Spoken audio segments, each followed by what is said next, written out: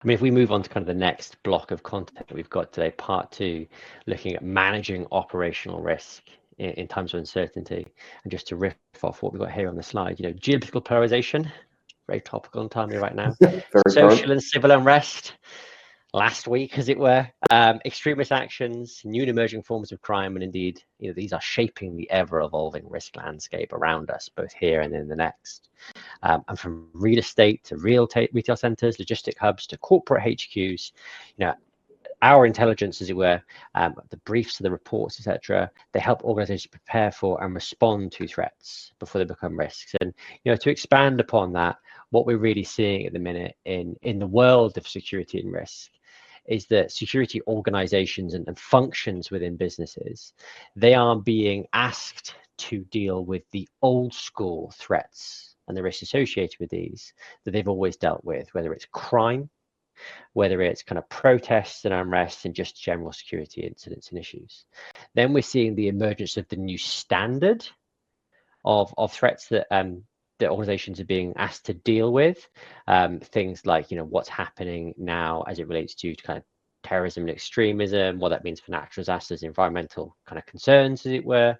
And then the next generation of threats that are now coming up and, kind of buzzword boardroom kind of threats, as it were, things like geopolitics, etc. But also, more importantly, these are kind of generally happening in the world, but the organization-specific threats, like threats to the executive, threats to your brand and reputation assets, and or indeed your supply chain.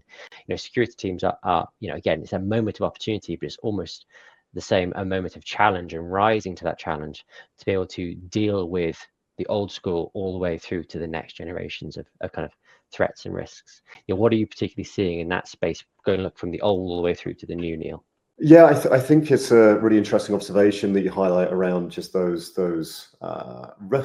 relatively new risks. I say relatively new risks, geopolitics and really how geopolitics is interacting with brand. So you hit the two really key topics on the head there, and then manifesting into executive protection, etc., and how they are so interconnected. So an organization's policies around either foreign affairs or indeed around a particular political affiliation and their alignment as such will have a direct impact on how that brand is potentially perceived. And in the current climate, I feel like no brand can do either right or wrong in the public perception. It's so incredibly polarized and becoming more so in the public space, in the public domain, that again, depending on what side of the either policies or affiliations you fall on, you're guaranteed to upset one demographic or another.